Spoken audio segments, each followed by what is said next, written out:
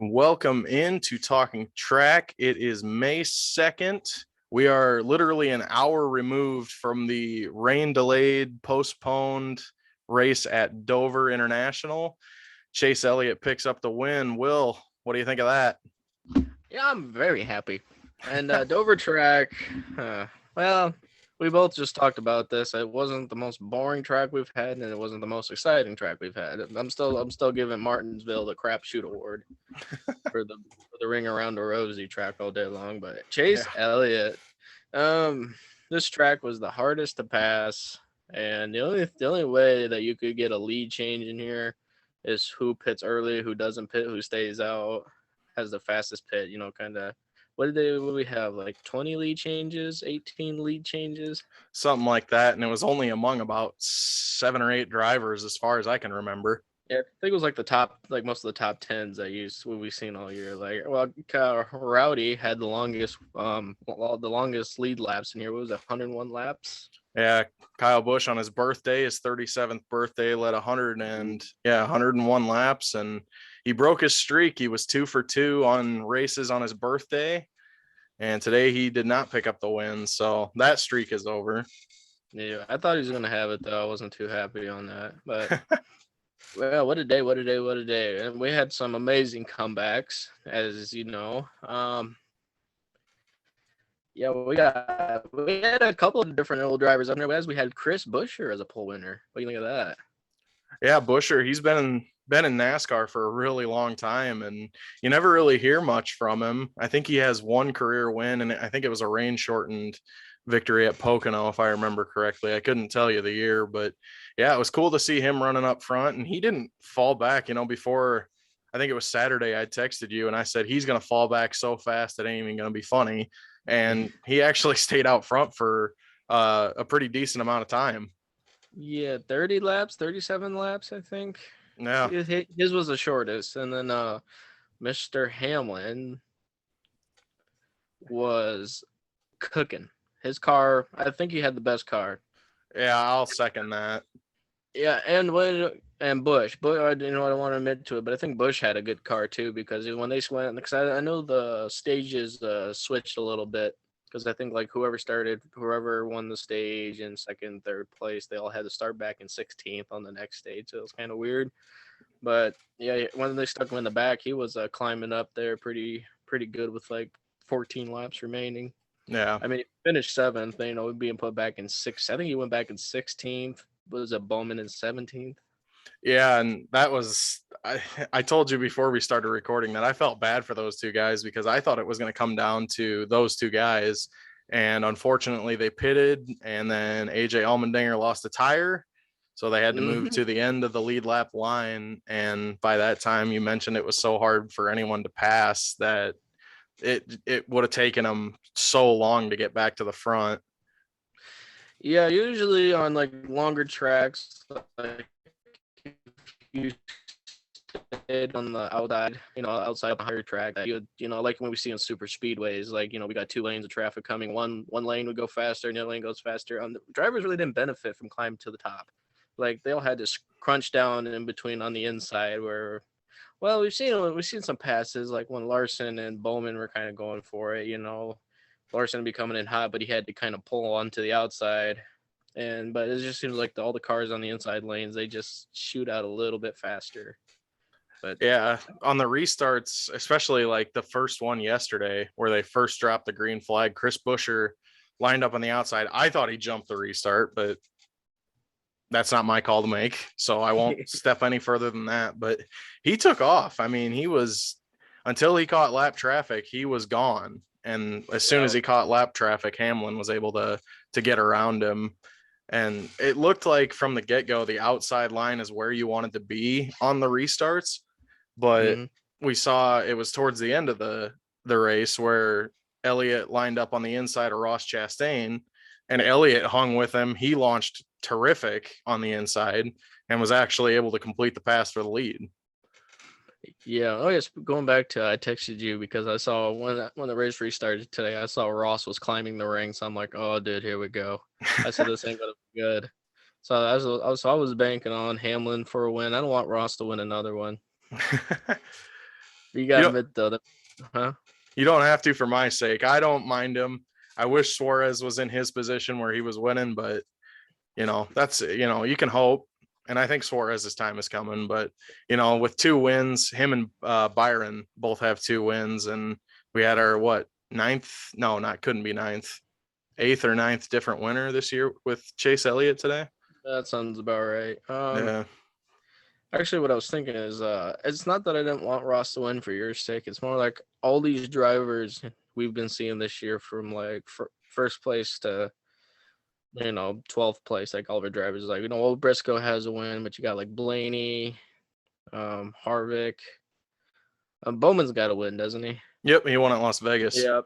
The Suarez, like there's so many drivers that have been so close this year. Like Reddick, he's had Oh, 3 weeks of bad luck now. Yeah, this will be his 3rd week. yeah, Bristol, Dega, and then today. Yeah, I just want one of them guys to get a win before Ross gets another one. So, but I Yeah. just kind of hoping it's not for your sake, but it's just like, man, it's just like, since we're having like almost had a different winner for each race, it's like I want Blaney, even Blaney, because he seems like he's been there. But as we talked a little bit earlier, man, the Fords were doing terrible today. Yeah, we talked about this before we started recording.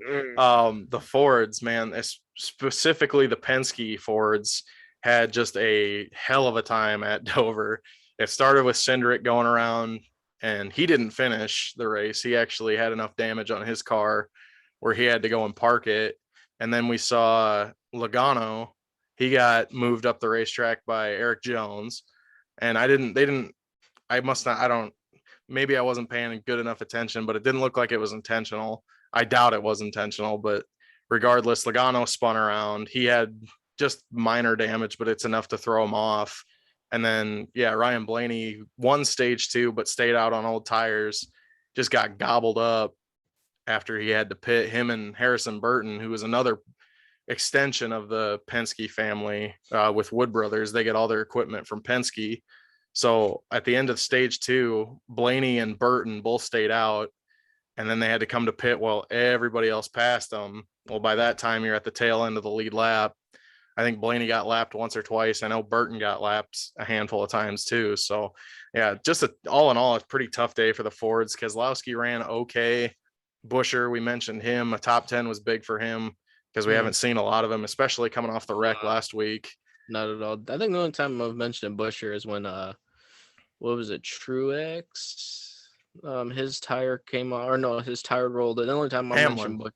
Yeah, at Richmond. I kind of remember you saying that. Yeah, well, his tire rolled in the Busher's pit stall. That's the only time I believe we've ever talked about Busher. So, but now we're here. Oh man, those pit stops. So do we? I don't know. I wasn't paying too close to that. Do we have any speeding on pit road at all? There were a couple minor ones. I think Denny Hamlin got busted after his string of bad luck, which we'll get into a little bit later. But yeah, I think there was a handful of them, but none of them were major. Nobody really had to lose a ton of positions because of it. But we did have tire trouble today on pit road, and this is where we start with our Denny Hamlin string of bad luck. He was leading the race. We mentioned it looked like he had the best car on the racetrack. And then, Will, I'll let you take it away. What happened on his pit stop? Oh, well, let's just say his pit crew is going to be going to Mexico for a while, or possibly Hawaii. They're taking off tires, and the front left tire, after they took us, don't forget we're running one lug nuts here. Turns out the lug nut flew, and they didn't see it. Flew into Joey Logano's pit stall, and they put the tire on, and then and then is because he couldn't check it. So the person who clears him to go, like there was point like that, takes off. Not even 5 feet go by, and then we got a runaway tire. Yeah, that's where it all started for Hamlin. It's kind of like math. You got to double check your work, and they wouldn't let him double check his work because he put the gun on, and the guy was like, pointing to go, and he took off. Like it was literally just right when he pulled his hands away, he took off. And yeah, that was the end. That was kind of the end of Hamlin's day. He had to move back. I kind of forget what the penalties are, but holy moly. Yeah, he had to move back to the tail end of the lead lap on that penalty, and then he got his next unfortunate event, he got tangled up in a guy that was like 15 laps down at the time.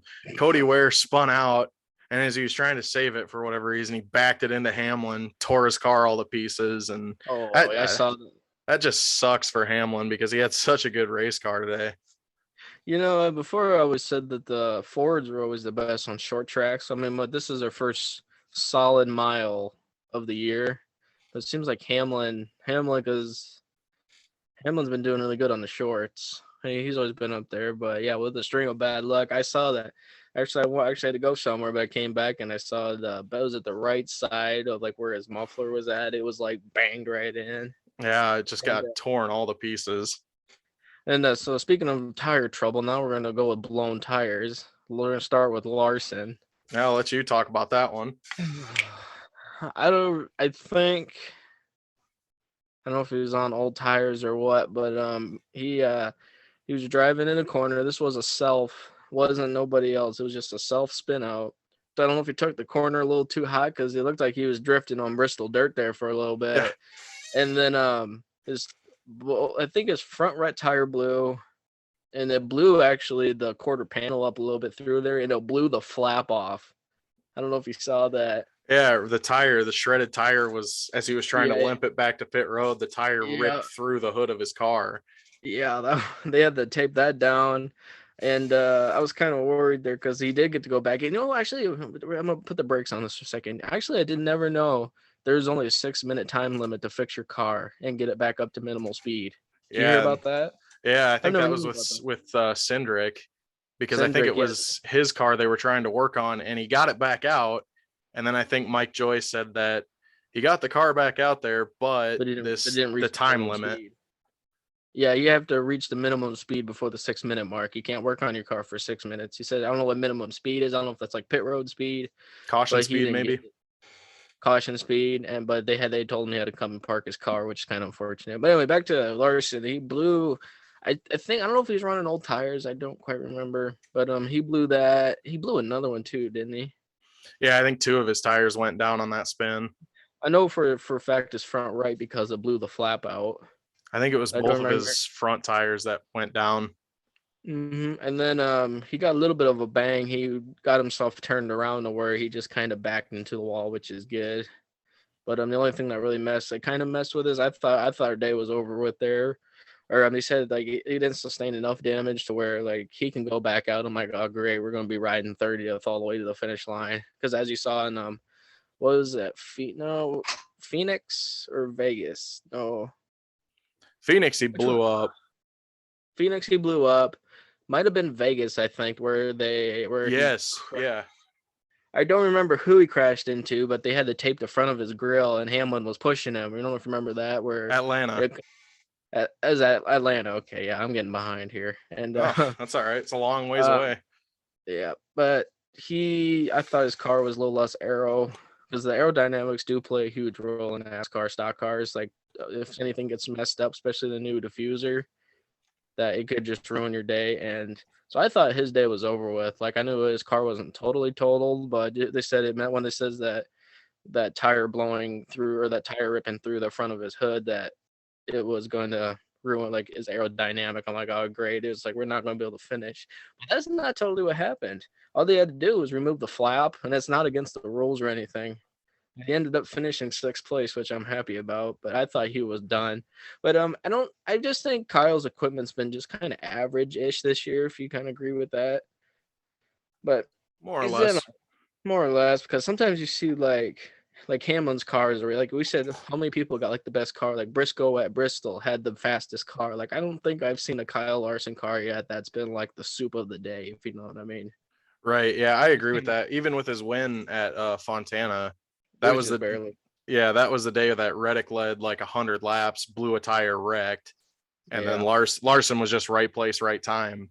And then you mentioned today, we were texting back and forth when he spun, and I was like, uh-oh.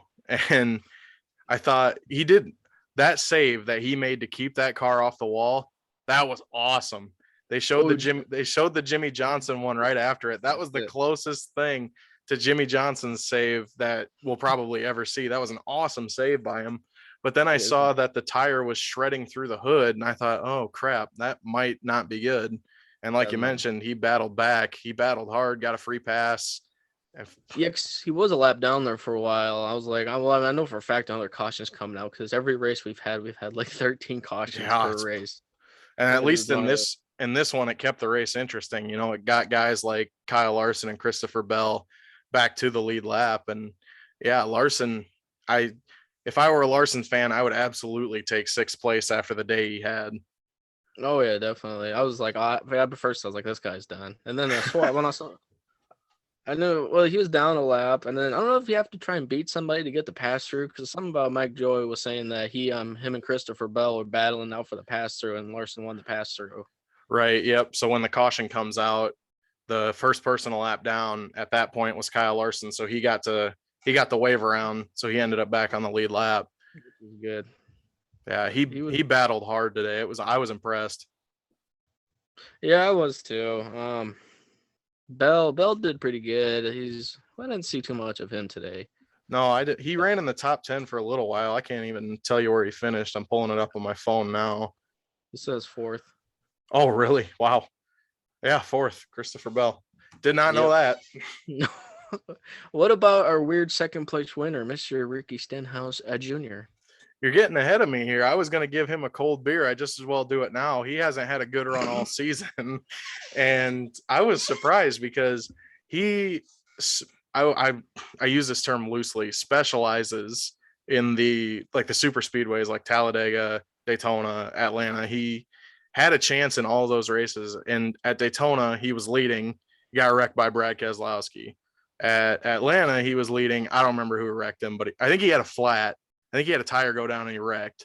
So to see him at a short track finish top 5 I was impressed with that. And yeah, like I said, I think I'll give my cold beer to him right now just because we brought it up.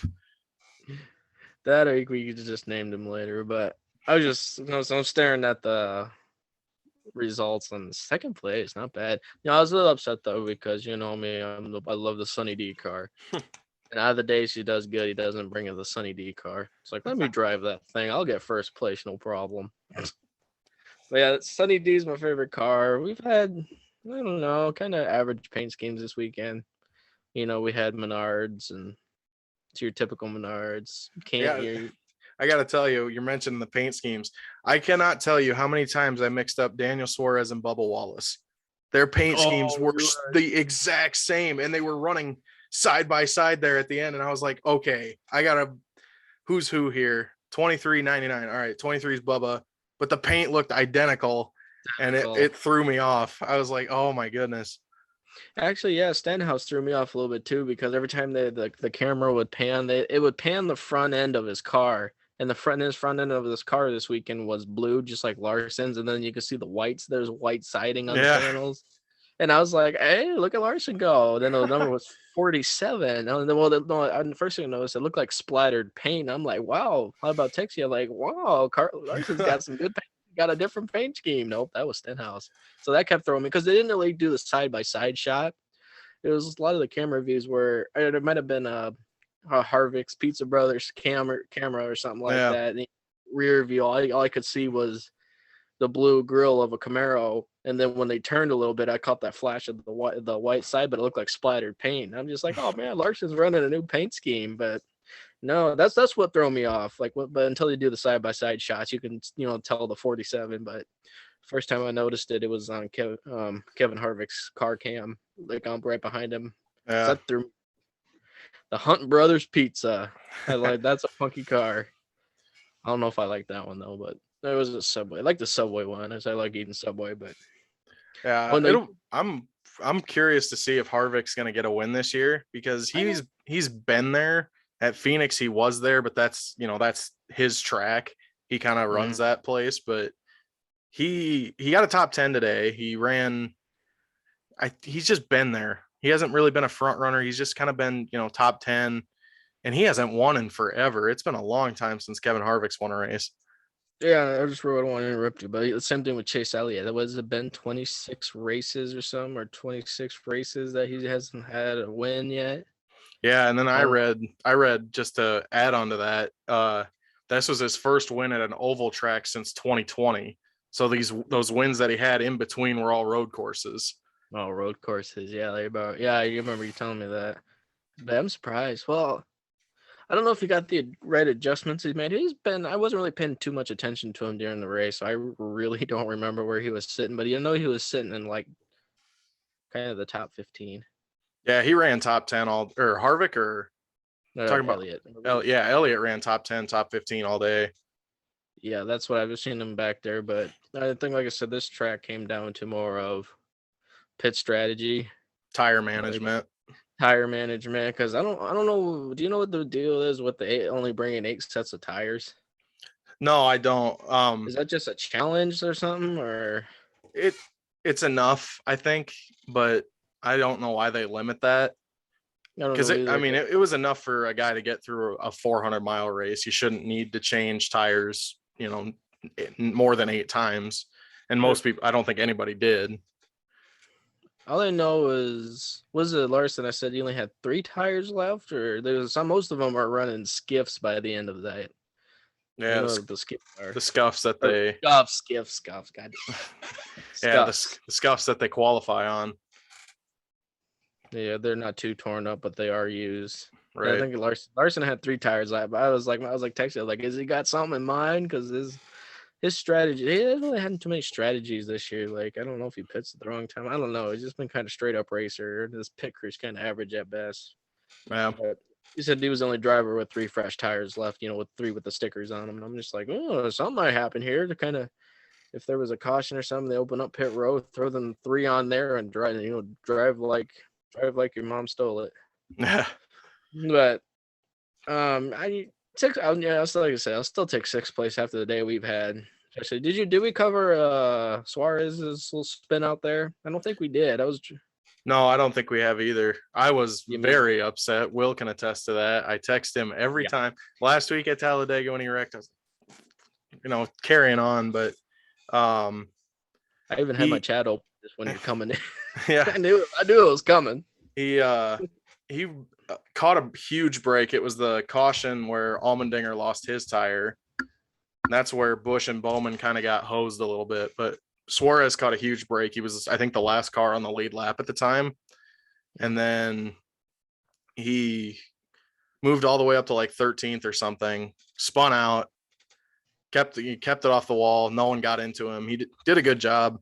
And I listened to his scanner all day on the NASCAR app, and the language barrier is a little hard. He has a real thick accent, Yeah. So it was kind of hard, especially when he's like driving, he's talking fast. Yeah, and the radio static doesn't Right. help a whole lot. Right. But it sounded like between him, his crew chief, and his spotter that the car wasn't the best today. So I'll absolutely take a 14th because I didn't think he would finish any better than 20th. Yeah, yeah. They said it with Larson. I think they said though, like I think they said Stenhouse ran the fastest lap. It was like 23 and a half seconds was the fastest lap. And I know I thought Larson was screwed, but he was running 24 and a half seconds. So he was a whole second behind the leader. Well, Chase Elliott was the leader, but believe it or not, Stenhouse had the fastest lap by like a 10th or something, like a 10th of the speed faster than Elliott. But Elliott, yeah, he was, I don't know where he came from. I don't know if just because the group leaders pitted, but after a couple cautions and the restart of the stage, he's just gone. I was like, well, we're saying he was gone, but I don't think there was a caution for the last like 20 laps. I don't think, was there? No, we had a green flag run from about like 35 to go or something. And I thought when I heard the announcers say that Stenhouse was faster, I thought maybe if Elliott catches lap traffic, he'll Stenhouse will be able to catch up, get some of that ground back, but it never really happened. And everybody that Elliott lapped, Stenhouse had to pass too, so it didn't really add up to a whole lot. And Elliott won by what, a second and a half, 2 seconds? I think so. But back to what we were talking about earlier, road courses. I still think Elliott's like good at turning because the sharp turns. I know he kind of gets out of the pocket, out of the corners a little bit faster than most. I think it was like the Daytona road course. I don't know if it's called the Daytona road course, but it's like half a Daytona and like a little circuit track in the middle of it. But I was watching last year, Elliott killed the turns, and he was battling Blaney last year. Blaney was beating him through the straightaways, which Elliott didn't do so well. But when it comes to turning, something with Elliott does good on turning. And so I think Stenhouse could have picked him up in like the straight, but this track was so short. He didn't have like a long straightaway run. I know Elliott's pretty good on corners. I mean, everybody's gonna have to be good on corners. They'll go left, but he seems like Right. he turns just a hair better than most drivers. Because what he's been up in like the top 10, top 12, like almost all year, or top 10 finishes or something. Yeah, he leads. He actually is the points leader right He's now, points leader, yeah. barring the playoff reset. He'll move to like third or fourth or whatever. But yeah, if we're going by regular points, he's leading the points right now. Him and Blaney, I believe, are 1-2. I So think so. it's either Yeah. him and Blaney or him and Chastain. I can't remember. I probably have it pulled up in my other tab here. I can take a look. Yeah, talking about Ross Chastain, dude. I saw him coming. I was like, oh man. Yeah, it is Blaney. Blaney is second in the points if we're going by just points, but Yeah. Elliott finally got his win. I think it was pretty well deserved. Oh, it was. I believe it was deserved. I mean, I don't know about if you said you didn't want Stenhouse to win. But if Stenhouse was running the Sunny D, I don't care what you think. I'm going for the Sun. I don't care about the driver. I care about the machine. Like Just I just want to defend myself on that. The reason I didn't want Stenhouse to win is because I didn't want him to jump ahead of Suarez in points, make it more difficult for him. So but I want my amigo to get into the playoffs. yeah. So with Stenhouse, they'll get some more points for coming in second than where Suarez came in. Yeah, Stenhouse I think moved from 31st to 27th in points today. Yeah, he was sitting in 31st before the race, and he moved up to 27th. Okay. So wait, actually, Daniel should have more points, right? Because I think he finishes a little bit better than Stenhouse, right? Yeah, it's just a matter of the winning you're in, because if he would have won, it wouldn't have mattered. The points wouldn't have mattered. He's locked in with a win. So I don't want anybody who doesn't seem like, I don't want to trying to think of a nice way to put this. The drivers who you expect to win, like Elliott, like Larson, like Kyle Busch, like Denny Hamlin, those guys I'm totally fine with winning. But it's guys like Cindric. Take Cindric, for example. He's been the worst winner this season because he is right now, if we're going by old points, the old points system, Daniel Suarez is ahead of Austin Cindric in points right now. Yeah. But since Cindric has that win, he's locked into the playoffs. Yeah, that's something we talked about too. I was like, either this is gonna be Austin Cindric's year. So we never covered Daytona. We made this channel like a week after. Yeah, it was either a week or two after. I think it might have been two, but I think I was saying that either Austin Cindric's gonna win the Daytona 500 and call it pretty much quits for the rest of the stock car season, but it was going to determine two factors. Either he was going to be a super killer because winning Daytona was big for him, but I kind of thought like maybe because this guy kind of won after Bad Brad wrecked like half the field, so. But I think he's going to win the Daytona, and the rest of the year I think he's going to be kind of quiet because he hasn't really made much of an appearance. I think he got top 10 like once. So it was like during like the Vegas or something, like just for a split little bit. But yeah, I'm thinking he's just calling it cool after winning the Daytona. I mean, the Daytona is one of the biggest race events in the beginning of the year. But that's kind of it's like it's gonna be a two-way street. Either he's gonna be really good, but until you think about after Bad Brad knocked out half the track, and so I was like, maybe this guy needs to get going. But yeah, it's almost like winning Daytona is a kryptonite. Well, I gave my cold beer award a little early in the show, just since you brought him up. Ricky Stenhouse, I'll say it again, getting a good ride, a good finish. So I'll give him credit for that. Will, do you have a cold beer for anyone? I do. Chase Elliott for 26 races without a single win, and that's first oval track too since 2020. As you just talked about, I'm going Chase Elliott this week. And maybe if we had an extra beer left in our cooler, I think we should give them to Larson and Daniel for wrecking and coming back. So more so Larson, I'd say. He really battled hard to get back to where he was. Yeah, but Suarez too. It takes a lot of work to get up to 14th after spinning out. But all right, who we got for pacifier? I think there's only one right answer for the pacifier. It's Martin Truex Jr. Oh yeah, spun Did you himself see out. that post race antics? Him and Chastain raced hard for like, I mean, it was like the entirety of stage 3. They were battling, and Truex couldn't clear Chastain. So last corner of the race, he gets into Chastain's bumper, spins himself out, and then after the race, he goes over and has a talk with Ross Chastain. It's like, what are you mad about? You did that. I mean, he was racing you. So what? You can't Yeah. just wreck a guy and then You end up mean wrecking yourself. It's stupid. oh, you mean that one where he wrecked? Yeah. I saw the whole thing. He bumped Ross, and then he came up again, and somehow, don't ask me how, just love tapped his bumper again. It wasn't, Truex was love tapping Ross, and all of a sudden, just I don't even know what even happened. It was just like a Yeah. tiny little bump, and then he was gone swerving out. Yeah. I don't know what Truex's problem was there. I It's just a racing incident. I get it, but just because a guy is racing you hard for position, I mean, you can't just keep beating his back bumper off. It's just stupid. Yeah, I don't know what to do. Like, especially just that accident didn't make sense to me because it didn't look like that hard of a push from Truex. Like Ross didn't even do anything. Otherwise, he may have like brake checked him maybe, but I don't know. But it Yeah. didn't look like he hit that hard. And all of a sudden, magically, his car just off the track. I was like, man, Yeah. didn't I take don't know. much. It was just dumb. I don't know.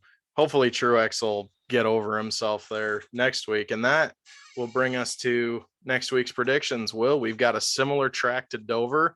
The Lady in Black, Too Tough to Tame, Darlington. It's throwback weekend. That's a 1.333 mile track. Who do you have winning at Darlington? I'm gonna go after seeing Hamlin today. Without his bad luck, I'm believe Hamlin. So I'm gonna stick with Hamlin or for Larson. Maybe what did he get, like starting third or starting fourth?